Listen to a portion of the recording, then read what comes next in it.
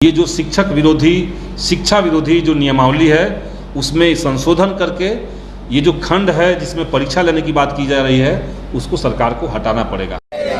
शिक्षक एकता जिंदाबाद, जिंदाबाद जिंदाबाद। बिहार सरकार होश में आओ, होश में आओ, होश में आओ। बिहार सरकार होश में आओ, होश में आओ, होश में आओ। नई शिक्षक नियमावली वापस लो, वापस लो, वापस लो।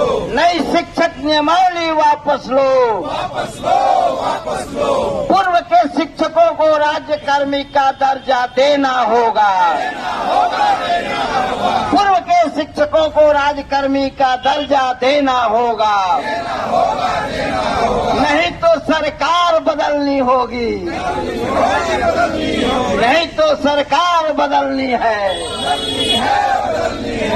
इंकलाब जिंदाबाद, जिंदाबाद जिंदाबाद। इंकलाब जिंदाबाद, जिंदाबाद जिंदाबाद। शिक्षक संघर्ष मोर्चा जिंदाबाद, जिंदाबाद जिंदाबाद। शिक्षक संघर्ष मोर्चा जिंदाबाद, जिंदाबाद जिंदाबाद। शर्म आता है हम लोगों को, हम लोग किसी को मुंह दिखाने लायक नहीं है, कहीं भी समाज में कहीं भी किसी को नहीं।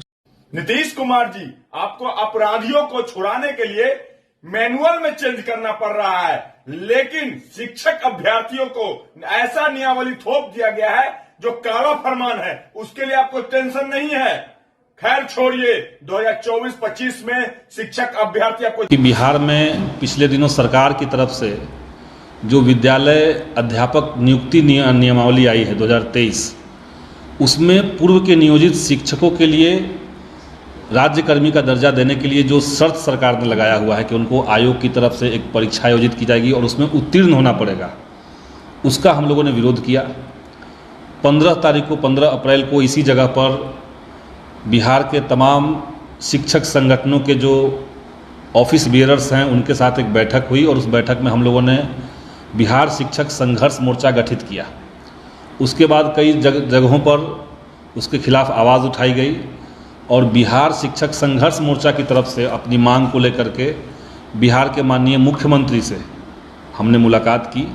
23 तारीख को मुख्यमंत्री से हम लोग मिले और हमने उनको इस बात का ज्ञापन सौंपा कि ये जो नियमावली में प्रावधान किया गया है शिक्षकों को परीक्षा लेने वाली बात, उससे बिहार के तमाम नियोजित शिक्षकों का न सिर्फ अपमान होगा बल्कि सरकार की जो अपनी नियमावली रही है, सरकार का जो अपना शिक्षक नियोजन की जो प्रणाली पुरानी रही है जिसको खुद माननीय नीतीश कुमार जी ने ही करवाया है, उन सब के ऊपर भी सवालिया निशान उठ रहा है और ये कहीं से भी न्यायपूर्ण नहीं है।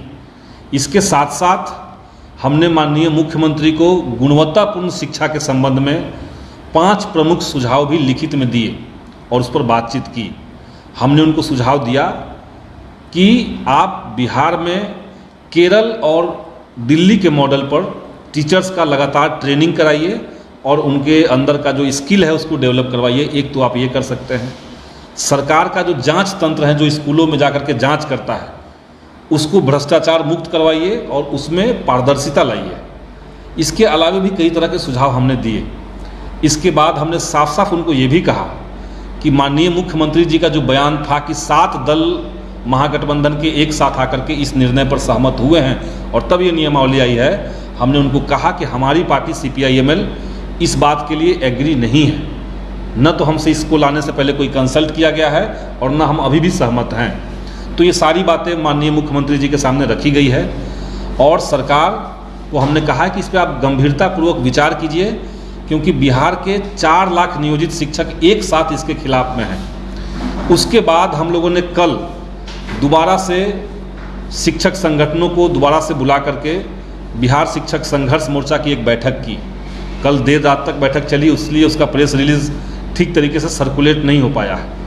तो कल एक तो हम लोगों ने दोबारा से मीटिंग करके आगे की रणनीति बनाई, आगे की रूपरेखा हमने तय की और साथ ही साथ कल महागठबंधन के भीतर जो 3 प्रमुख घटक दल है वामपंथी पार्टियों का, उनकी एक अलग से हम लोगों ने बैठक की, जिसमें CPI, CPIM और CPIML भाकपा माले, हम 3 पार्टियों ने बैठ करके इस बात पर विचार विमर्श किया कि किस तरीके से ये जो शिक्षक नियुक्ति नियमावली सरकार लेकर के आई है, ये बिहार की शिक्षा व्यवस्था को ऊपर से देखने में किसी को लग सकता है कि क्वालिटी एजुकेशन के लिए है, लेकिन ये सिर्फ और सिर्फ टीचर्स को प्रताड़ित करने वाला, उनको अपमानित करने वाला है।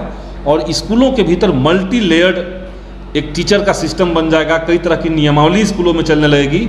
इससे स्कूलों की डेमोक्रेसी कमज़ोर होगी और पढ़ाई लिखाई का वातावरण और भी ज़्यादा खराब हो जाएगा।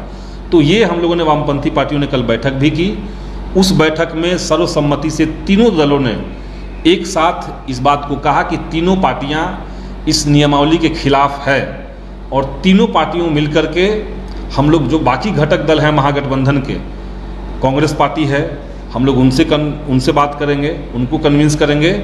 हम पार्टी है, हम लोग उनके पास जाएंगे। यहाँ तक कि राष्ट्रीय जनता दल और जनता दल यूनाइटेड, उनके पास भी, उनके संगठन के नेताओं के पास भी हमारा एक प्रतिनिधिमंडल जल्द से जल्द जाएगा। और उसके बाद हम लोग बिहार के डिप्टी सीएम माननीय तेजस्वी यादव जी और मुख्यमंत्री नीतीश कुमार जी से दोबारा से मिलकर के अपनी बात को कहेंगे। तो ये एक तरह का राजनीतिक दबाव सरकार के ऊपर बनाने की हमारी योजना है। इसके साथ साथ हम लोगों ने कुछ आंदोलन की पहलकदमियों को भी सुनिश्चित कल किया है। आने वाले 5 तारीख को हम लोग पटना में एक शिक्षक सम्मेलन संभवतः IMA हॉल में हम लोग करेंगे, और उसके बाद हम लोग बड़े पैमाने पर अभियान को हर शिक्षक में, हर स्कूल में ले जा करके सरकार को हर हाल में ये जो शिक्षक विरोधी, शिक्षा विरोधी जो नियमावली है उसमें संशोधन करके ये जो खंड है जिसमें परीक्षा लेने की बात की जा रही है उसको सरकार को हटाना पड़ेगा।